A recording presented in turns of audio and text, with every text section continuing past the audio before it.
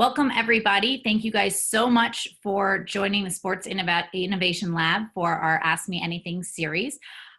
We held our first series, our first Ask Me Anything on March 13th, so just a few weeks ago, and really in the past 4 weeks, we've been lucky enough to host some truly thought-provoking guests that are not just talking about leadership, they're demonstrating that what the industry and really the world is going through right now doesn't have to be looked at as just a crisis, but can also be looked at as a call to action.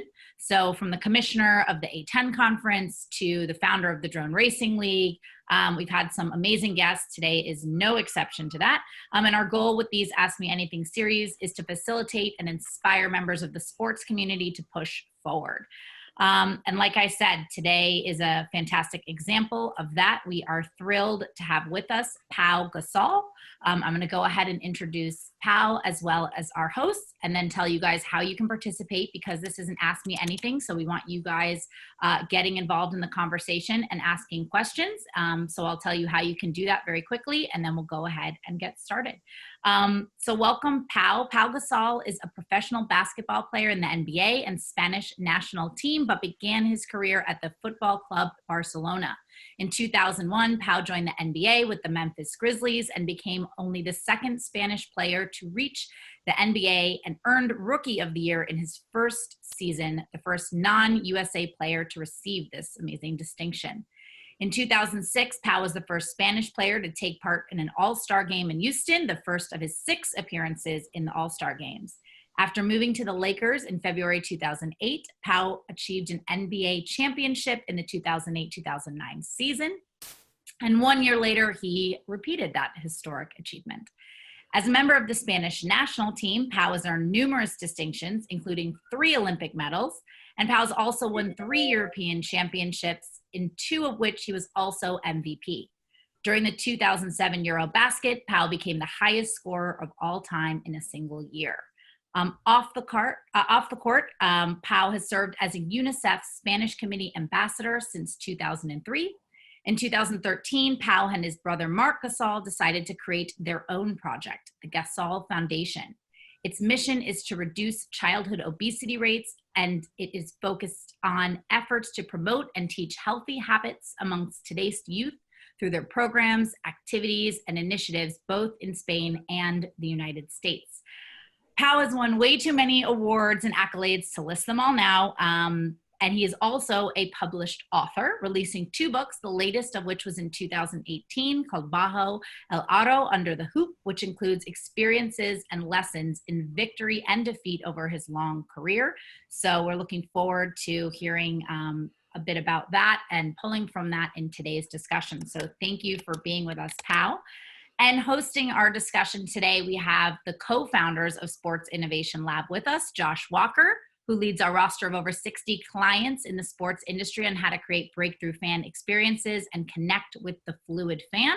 He also leads the lab's technology development, as well as our Leadership Forward program, which brings together the most forward-thinking executives from across the sports world to push for change and innovation. And we have with us live from maternity leave, Angela Ruggiero, who is also a leading figure in the global sports world, having served as an elite athlete, educator, administrator, innovator, and advisor, as well as board member in the world of sport. In the past year, she was named to the Sports Business Journal's 40 Under 40 list, Forbes' top 25 most powerful women in sport. She was a member of the U.S. Olympic Committee. She's a member of the U.S. Olympic Committee's Hall of Fame and a member of the Olympic Hall of Fame, as well as being a 4-time Olympic medalist and member of the Hockey Hall of Fame. So we have an amazing group of moderators and guests today. So I'm going to tell you how you can get involved in the action now. So if you have a question, go ahead and you're going to want to click, I'm not changing, there we go. You want to go to your bar at the bottom of your Zoom. You're going to want to click on the little chat icon that's going to open up a screen on the right-hand side of your window.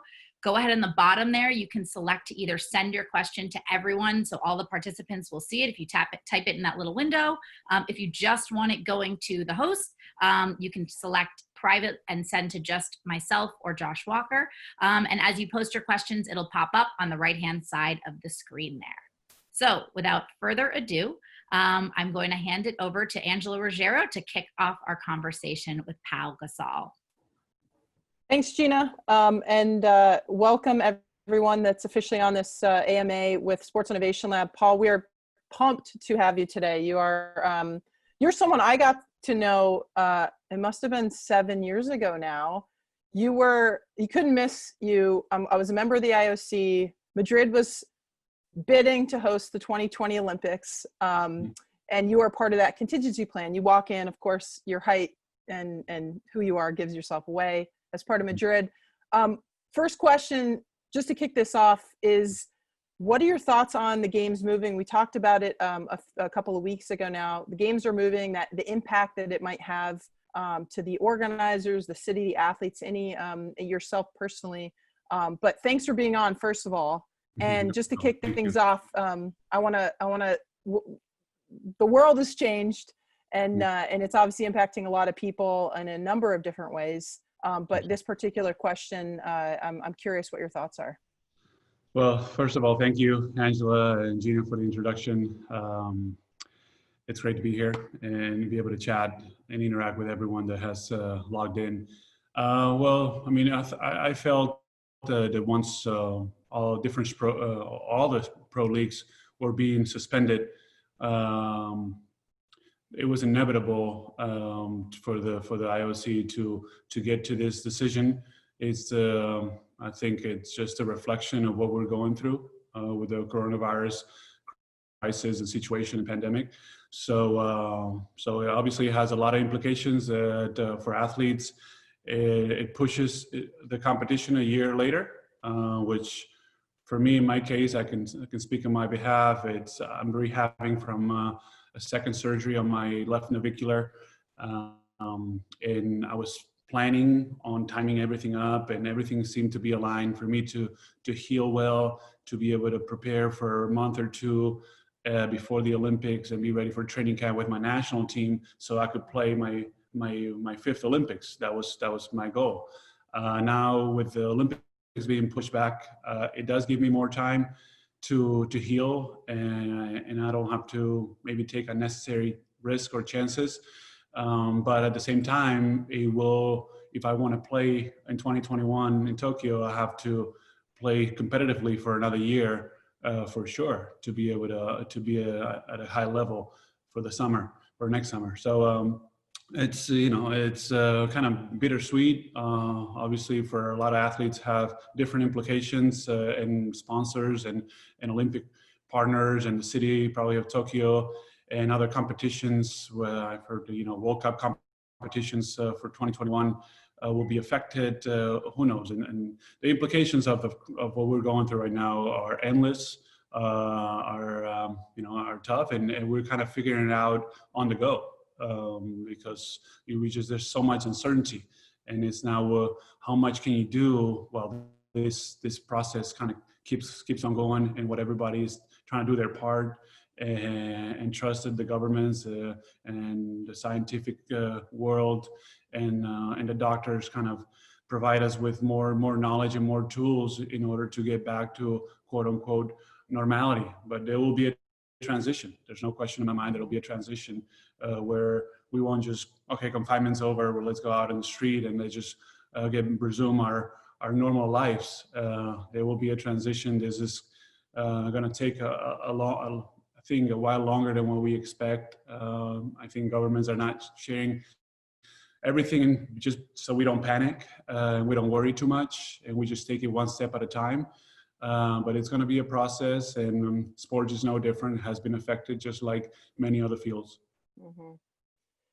So what I heard there is obviously we might get to see you play another year in the NBA, assuming we can figure out the right path forward as an industry. It might mean without fans, it might mean with fans, to be determined.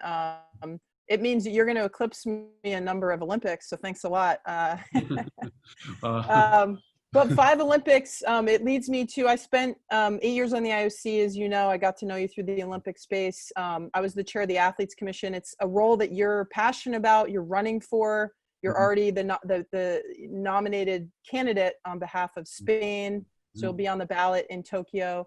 Tell me about your work advocating for athletes. I know we'll get in later into this, and there's a lot of questions coming in from the audience around the advocacy work you do with your foundation and for childhood obesity, but just on the athlete side, why are you so passionate about running for the Athletes Commission as well? Well, the Olympics have meant so much to me in my life and my career. So I wanted to kind of have a chance to be involved more internally and have a chance to make a difference with and for the athletes and within the IOC and be a part of the growth and development of the Olympic movement. So through my experience, sports has given so much to me in my life and my family that I enjoy being a part of change, being a part of growth. I enjoy being in leadership positions, and it just always intrigued me. I remember having a conversation with the president of the Spanish Olympic Committee, Alejandro Blanco, in 2004 or 5, and I asked him, having a meeting with him, it's like, how can I be involved, in the Olympic movement, in the Spanish Olympic Committee? Even, well, there's some meetings that you would have to attend. There's like 2 meetings that you would have to attend. I was like, well, I'm competing, so I wouldn't be able to attend. Well, his advice, like as much as he appreciated my interest, he said, well, maybe you're gonna have to wait a little longer to be a part of it, because there are certain requirements and certain level of implication that you would have to provide. And at the time, I couldn't do that. As I've kind of gotten closer to the end of my career, or I'm really potentially close to the end of my career, I think it's just the right timing for me to make that step. Well, you'll be a great candidate. I wish you all the best in running. And you've done so much with your career. I know you will give back. So fingers crossed for you. Josh, my co-founder, has a couple of questions specific to the NBA. I want to turn over to him. Yeah, I'll be brief because we're getting flooded with questions from our audience. I want to get to those as quickly as possible. There's been a lot of players in the NBA and in other sports as well that have been pretty vocal about the idea that they don't want to play in empty stadiums. One path forward is what the industry is starting to call now ghost games, where they all will play in an arena where perhaps it's empty and it's just the 2 teams going at it. And I wanted to just, get your perspective on, as an athlete, what would that do for you? Angela's always been very vocal about when she's played internationally, sometimes they've played in empty ice rinks, and you can definitely get a sense as a player that changes your motivation, your playing style and things of that nature. Do you think that's a viable path forward? And what do you think personally as a player who would be on the court?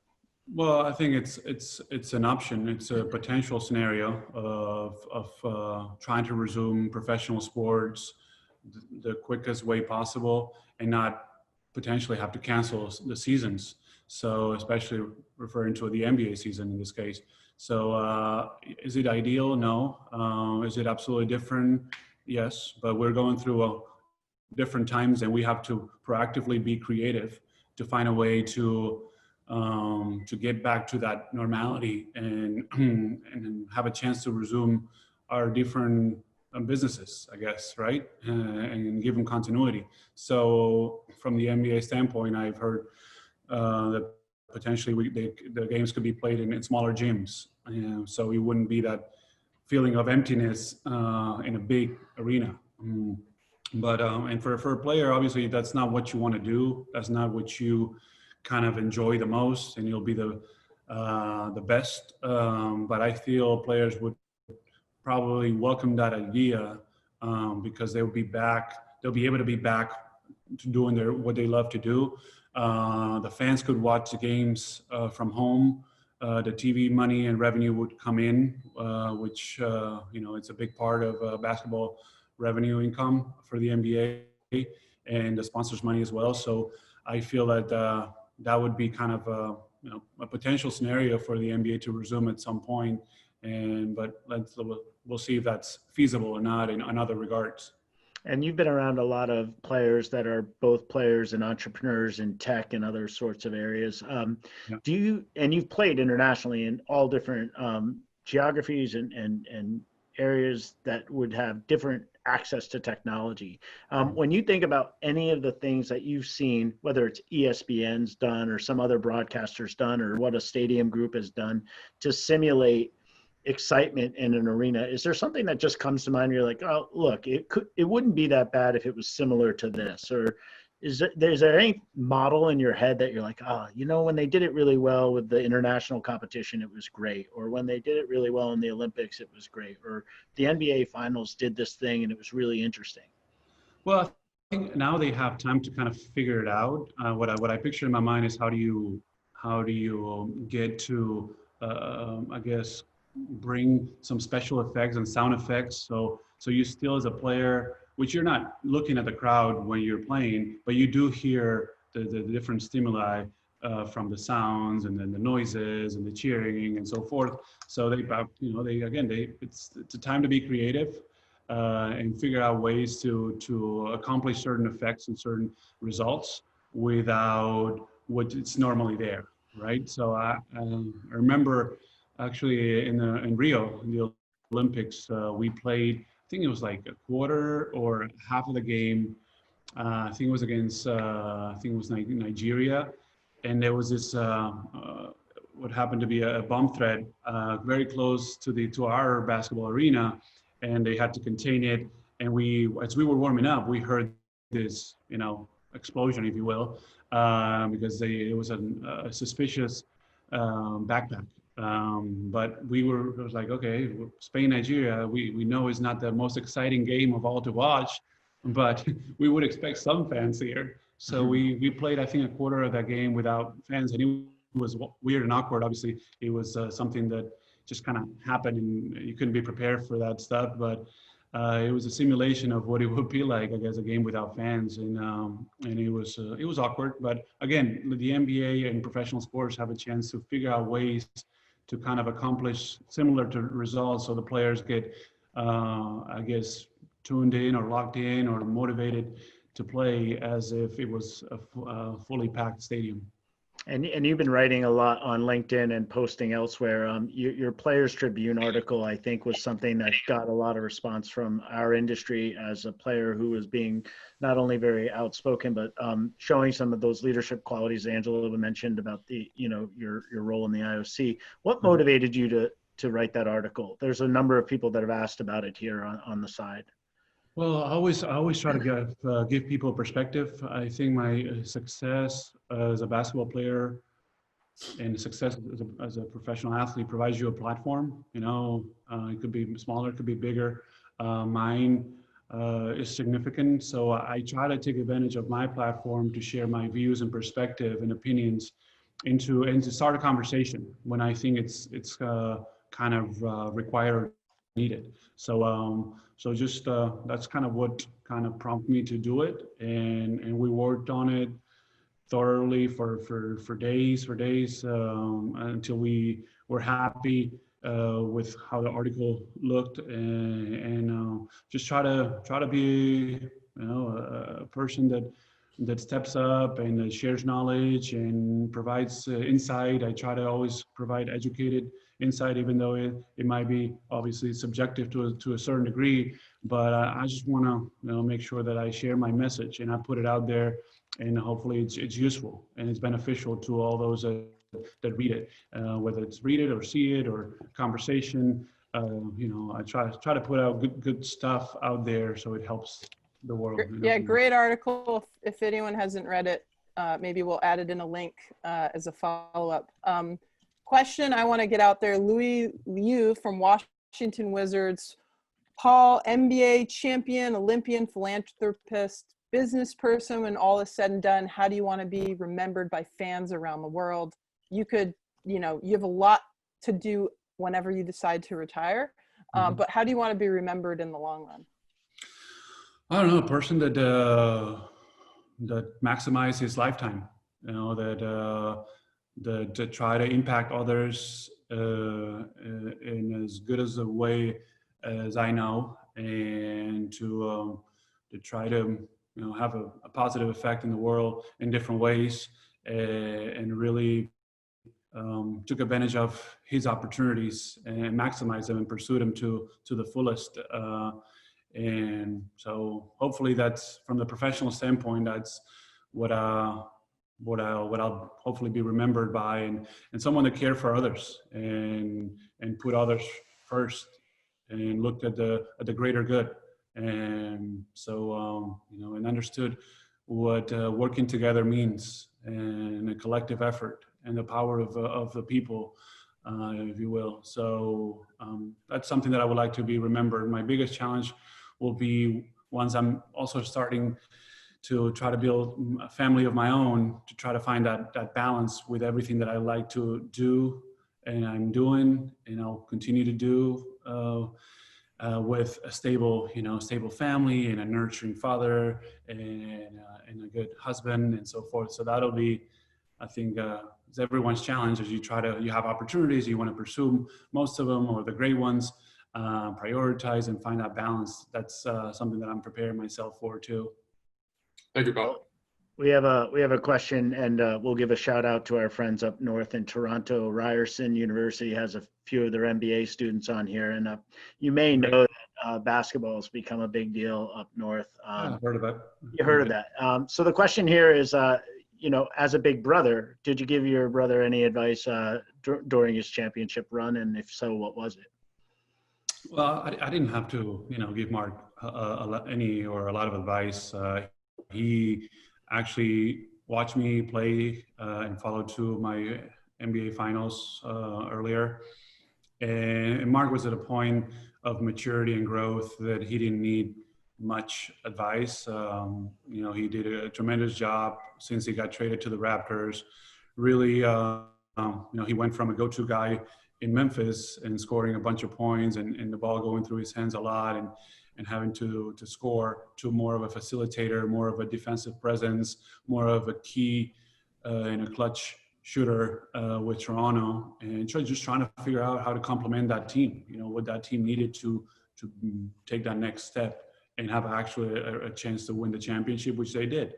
So I think Mark, just like, the Raptors deserve a lot of credit, but Mark really came into the game, or into the season later, and really figured out and kind of sacrificed himself for the good of the team, and became a great playmaker. So a lot of teams benefited from his passing ability, but he was, and he's been a defensive anchor for the Raptors, really giving him a chance to be in contention.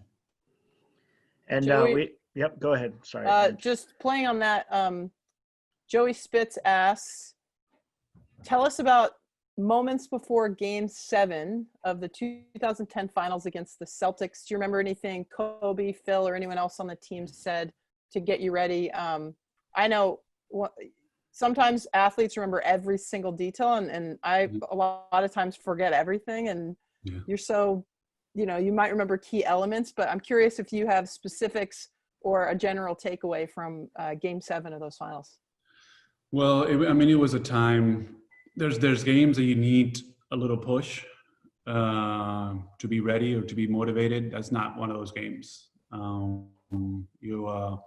Everyone was in the mindset, in the space that we needed to be. It was all or nothing at that time. It was kind of like, I remember the day before of that Game 7, kind of like just sitting and just taking that moment in, and kind of calming myself and my emotions, which at that point you're before of an incredible opportunity, incredible game at home with a lot of pressure, a lot of tension.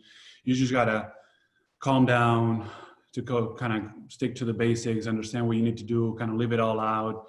And I just remember being in that headspace where, there were games again that Phil or Kobe or other teammates, you kind of like, hey, let's go for it, or let's get it.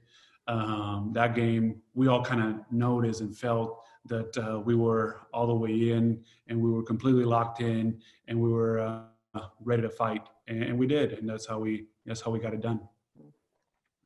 Well, this is an AMA, so we're going to bounce around from championship athlete stories to tech stories. So we have our friend Kate from Google on, and there's been a lot. I'm going to put a little bit of my spin on this.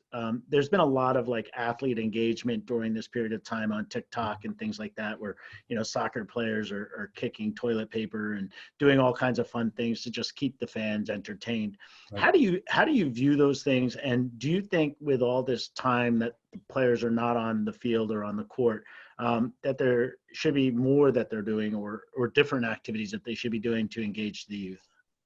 Well, there is the side of, or the part of entertainment where, players kind of put out, or athletes put out challenges, and things are maybe a little silly, but are entertaining and kind of involve other athletes and other people. And so I see that that's part of the process that we're in, especially when there's the entertainment in our homes as far as sports has been shut down or taken away. So it's kind of cool seeing, I guess, players do, even if it's silly to a certain degree, but it's also fun, it's entertaining. So I'm happy with that. I also like when players take another approach, which is what we try to do. For instance, in Spain, it's kind of create initiatives, calls to action, where we put together, a fundraising campaign, and we try to raise funds for those most affected by the coronavirus crisis. So with Rafa and I, we kind of challenge professional or sports in Spain to kind of contribute in a coordinated effort to raise $12 million and be able to reach 1.35 million people in Spain that have suffered in a variety of ways this pandemic. So again, I love when players are proactive, when they utilize their platforms to create something, to suggest ideas, projects that people can join and partner with and contribute to. So even if the Instagram lives, the live talks or interviews are also a way to connect, a way to include, a way to send the right messages, a way to entertain. So while we're all in kind of confinement, we're, all those things are positive. So I like seeing that.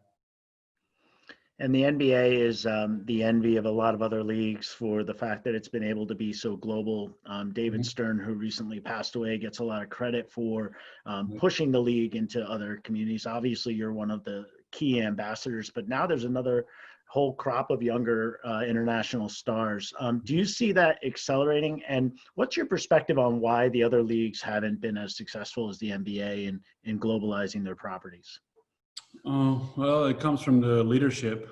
At the end of the day, I feel like probably started with David, and Adam has done a great job too, following up the global expansion and the importance of becoming a global sport and having and developing programs where international players are more, I guess, present also in the NBA. And I think there was a point there was close to 25, 30%, 25% of the players were not from the U.S.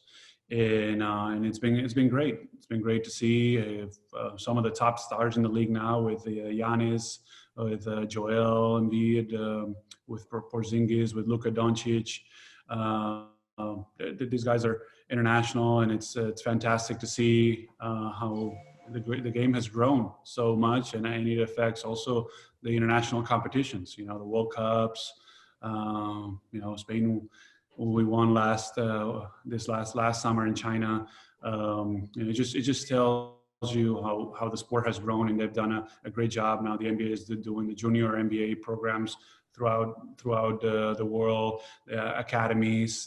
They just launched this professional league in Africa, really understanding that Africa, it's a great source of talent, and they just need structure and support in order to have something that is organized. So that's been great to see.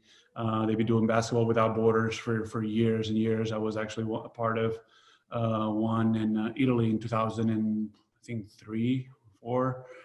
So they've been doing it for a long time. And so I think the NBA has really become an example and a leader for from different angles and different perspectives, and he always tries to be. They try to be proactive and be an example for the other leagues and professional sports.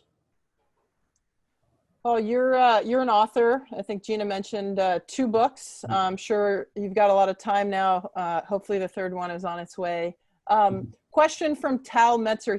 He wanted to know specifically about some of stories around Phil Jackson's approach to coaching you. And in the question, he mentioned that Phil had given you books. And are there any that you remember that he gave you or that had an impact on your life?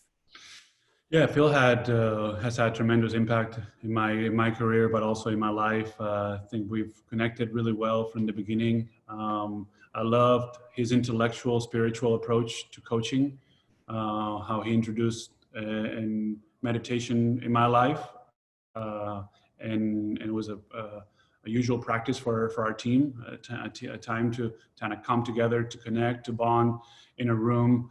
In a dark room. It usually was a video room, or it could be in a locker room, and how he led those meditation sessions. So that was very positive and eye-opening to me. Also, the book recommendations were great. I remember a few of the books. I think the first one was For Whom the Bell Tolls of Hemingway, after that I read multiple Hemingway books, and I've become a fan of Hemingway. I didn't know much about Hemingway before. And Catch-22, 2666 from Roberto Bolaño. What else? Leonardo's Bicycle. I'm reading now, the last one that he's recommended me about a month ago or so was Zen and the Art of Motorcycle Maintenance, which is a classic, and I'm reading it now.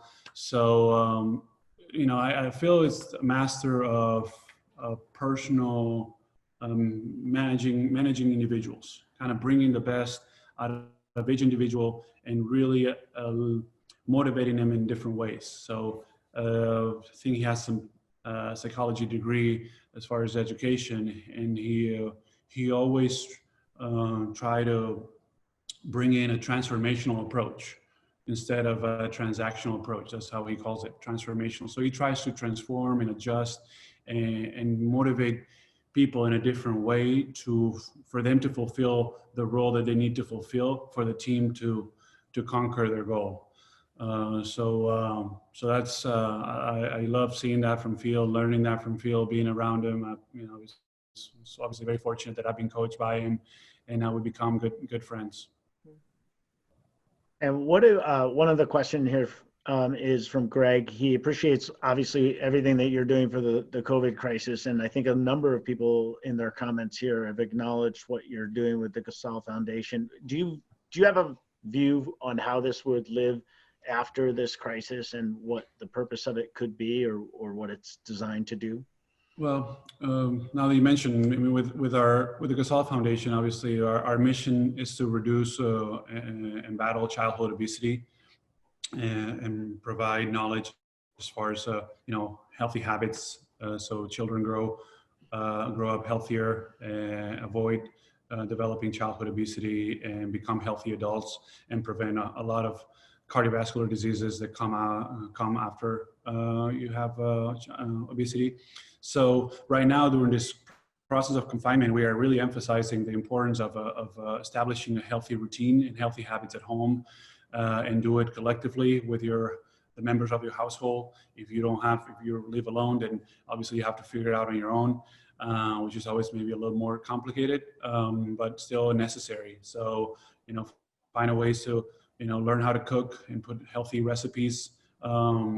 Maybe find a way and a slot to be physically active at home with whatever space you can work with, and whatever tools you have at home. There are ways to be physically active, and you need to do that. And then also about emotional well-being. How do we get through this unexpected and unknown period where we cannot leave our homes unless there is an emergency or an essential need that you need to fulfill, but it's very limited. So, that's important.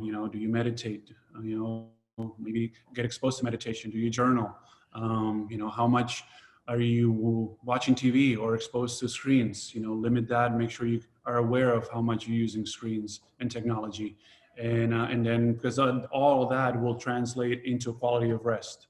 You know, and resting well, sleeping well, will make you feel better and be better for next day, right? And overall. So, and then when you accumulate all the days that we're in this situation, it makes a big difference. So the importance of our message, and we're trying to put out more like content now, video content, visual content, challenges, healthy challenges to our families and to our followers. So we're adjusting as well, just like any other organization is adjusting to the times and trying to provide knowledge that is useful and content that is useful during these times. Yeah, that's all timeless stuff. And right before we got started, you and Angela were comparing your sleep habits. She's wearing a Whoop and you're wearing an Apple Watch. How much sleep are you getting, and how much sleep are you getting, Ange? Angela, you want to go first? Hold on. I'm pulling up my photo. You go. Well, you guys are competitive, so let's just see who's winning. This is with a newborn. I got 2 hours and then I had to take it on record. So there you usually go. I'm in the 9 to 10 hour camp when I was training, because you get, I'm curious what you're now working mom, I can never get that many. I'm curious how many hours you. This is my sleeping You're optimal. app. Yeah, my sleeping app is showing today's. So I slept 8 hours and 33 minutes. Nice. 1 hour deep sleep. So pretty good today. Work. And are you a heart rate variability guy? Do you pay a lot of attention to that metric? I do also pay attention to my heart rate and the HRV in the mornings, of how well rested I am, how ready I am, how recharged I am. Obviously I'm working out daily. I'm following up my rehab, and I'm working out hard now that I can too. So resting well, recovering, healing, allow my body to feel refreshed the next day. It's important. So that's why I've been paying attention for the last 2 years that I've had access to it, and I understood the importance of it. Mm-hmm. Tech is, as you know, just this conversation has really impacted athletes' ability to better understand their bodies, prolong their careers. Any data that's coming off the athlete now, obviously to this point, allows us to play longer. Tech, we talk about this all the time at Sports Innovation Lab, is changing the venue. It's changing the at-home experience. It's just revolutionizing the sport. That's all we focus on, Fluid Fan. One area where tech isn't specifically changing, but is innovation, is in the format of sports. So some sports choose to just simply change their format. That's innovation as well. Basketball, question from Anthony Irvin. What's your opinion of 3-on-3 basketball? It's a form of innovation, not tech related, but certainly debuted in the Youth Olympics in Singapore, 2010. Now it's a full Olympic sport.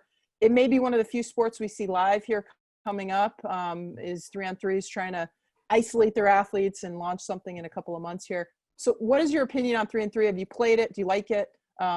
What's next for it? Well, it definitely has potential. It has caught a lot of people's attention. You could even think of or have the thought that it could be the future of basketball, a more dynamic game with other elements that are interesting to millennials around it, shorter span. So it's interesting. Becoming obviously an Olympic sport in Tokyo has given it a lot of, sound and impact and attention. So I'm intrigued. And I'm interested to see how it will evolve. Actually, with Mark, my brother Mark, that owns a team in Spain, in a city an hour north of Barcelona, the city of Girona. We were gonna actually start sponsoring a Spanish team on 3-on-3, and have it and explore how the competition works, how to operate a team, and get into it a little bit, and because we see some potential in it, and we would like to potentially be a part of it. Do you you know, a lot of NBA fans, a lot of baseball fans, even obviously most sports fans are obsessed with statistics, right? And so in the NBA, there's been a big push on advanced stats now that you have player tracking and movement and all that other stuff. Right. We have a question from David that says, do you have any ideas on something that you think should be measured or considered more about a defensive player, like a statistic that they don't pay enough attention to, that's overlooked when you're thinking of the quality of a defensive player in the NBA? Wow. I mean, it's pretty vast right now, the amount of information. I think it's even too much, even for a player to even try to consider half of it. I feel at the end of the day, you let the coaches worry about that. Is there a part of your game that's been overlooked?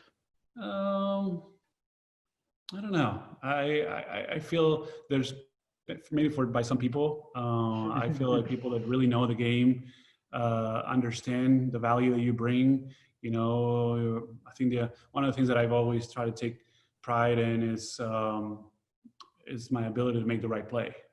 You know, whether it's a shot, whether it's a pass, but never because, you know, I'm a good scorer. I've always tried to understand balance and harmony and what, you know, Phil and Greg Popovich also call, you know, what the basketball gods would want and would appreciate, you know, and it's playing the game the right way, making the right play, finding your open teammate, and not just taking a shot that it's out of character or it's with you know, with two defenders, or a higher difficulty shot than what an open teammate would be, because there's a circle of kind of trust and a certain harmony and balance that you want to keep, and your teammates have to rely and count on and trust that when they're open, that you'll give them the ball, right?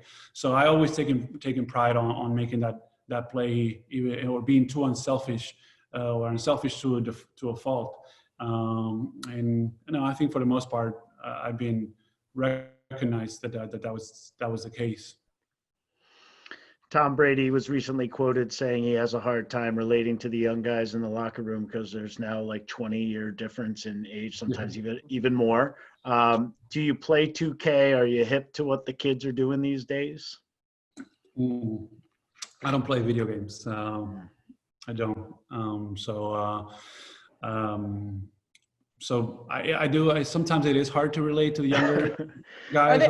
Are they athletes? I get asked this a lot because, again, should it be an Olympic sport? Do we consider, you know, these gamers athletes? I'm not going to answer. I'm curious your opinion. About what? Are they athletes? Are they athletes? Yeah.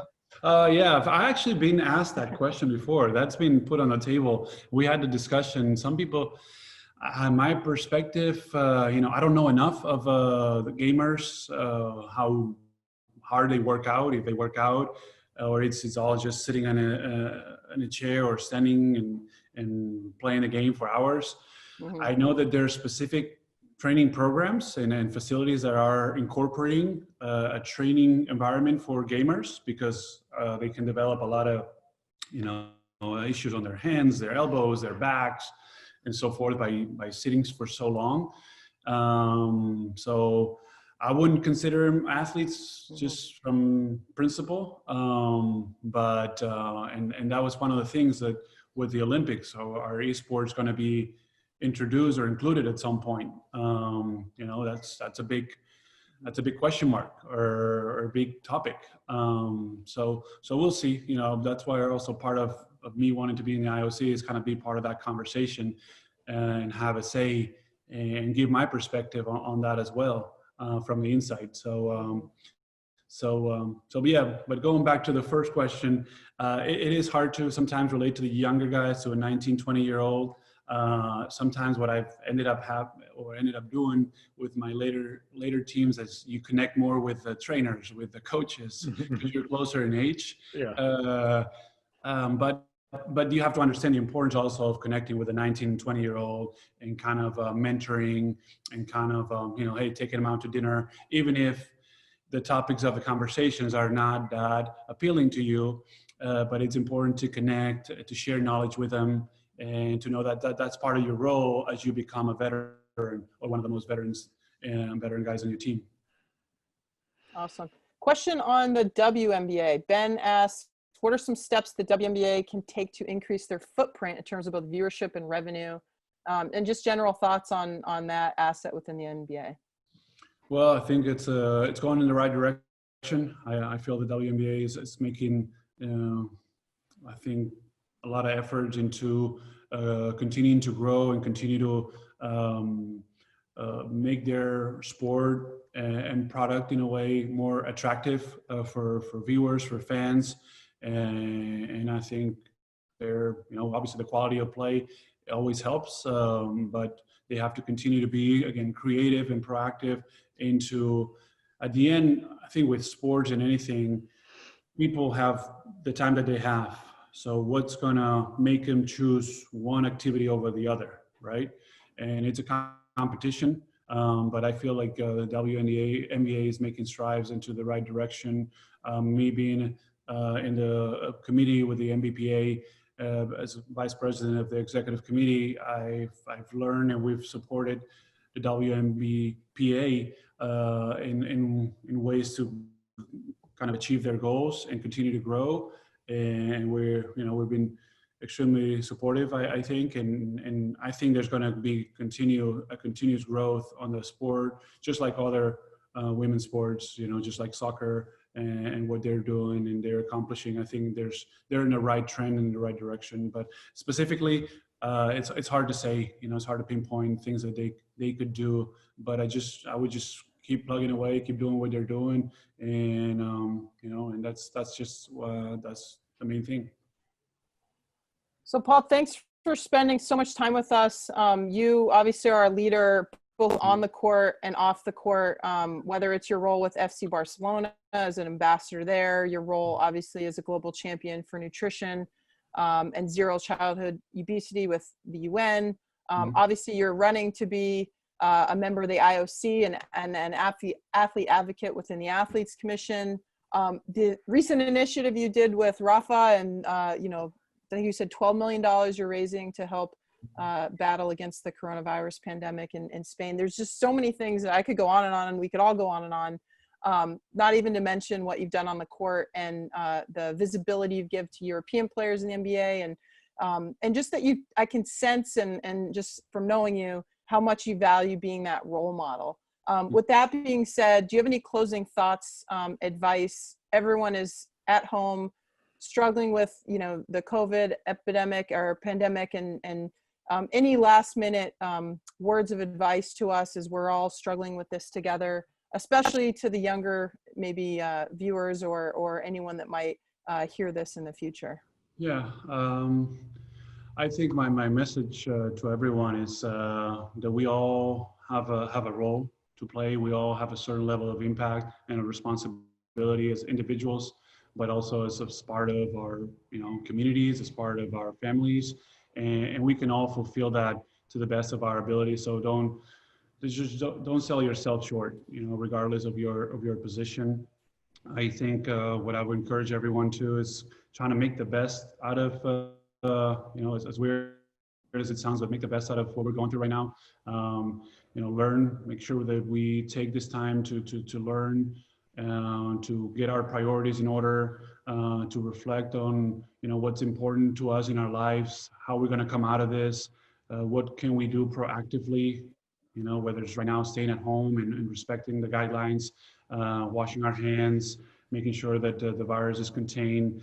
But after that, how we go back to, out in the street and how important it will be probably for a while, the use of the mask and then potentially gloves and so forth. And so just to be proactive, that's kind of and make sure that we understand what the lessons that we can learn in this process, so we can be better prepared for next crisis, for the next pandemic, for the next battle, for the next adverse situation.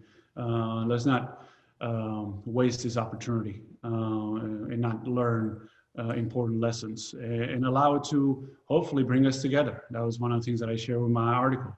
Is this pandemic gonna make us feel resentful and divided, or is it gonna bring us together and we're gonna be grateful that we gotten through it?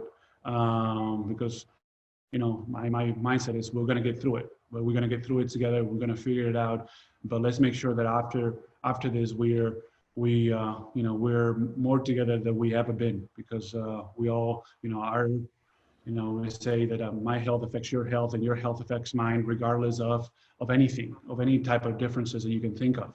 So let's just keep those thoughts in mind as we're getting through this. Well, Pal, I appreciate you joining us. As Gina said in the beginning, we started these Ask Me Anythings on March 13th, pretty much a few days after we heard that the NBA and other leagues were shutting down. And we felt that urgency to just kind of get voices on this platform to remind everybody that they should be thinking about the future. They can stop watching the news for an hour a day and really just start thinking about what to do next. And when I read your Players Tribune article, and when I've seen some of the stuff that you've been putting out, and I know a lot of your background from how highly Angela speaks of you, I knew we needed you on here. So let me reiterate what Angela said. Thank you for taking time with us today. Gina's going to wrap up, let everybody know how they can get a copy of this, but also join our Slack community and continue the conversation. But thank you again for joining us. You're welcome, Josh. Thank you. Thank you guys for having me. Awesome. So very inspiring words. And we'd love you to continue the conversation with us outside of our AMAs on our Slack community. So that is open for anyone who wants to join. You can access that at the bit.ly on your screen. I will also be following up with all of the participants today with an email with a link to a recording of today's session, as well as I'll share this link to Slack, as well as including an invite to our next AMA on Tuesday next week, where we will be welcoming Carol Jane from Spartan, who's going to talk to us about a pretty amazing new initiative that they've launched called Unbreakable. So if you have any other ideas, if you know a guest, if you think you'd like to be a guest, if you just want to continue the human-to-human conversation, please join us on Slack. And once again, Angela, thank you for coming out of maternity leave for us. Go get some sleep if you can. Josh, thank you. And a huge thank you for inspiring and motivating us, Pau. So please stay safe, everyone, and we'll see you on Tuesday. Be well, everybody. See you guys. Be safe. Take care, guys.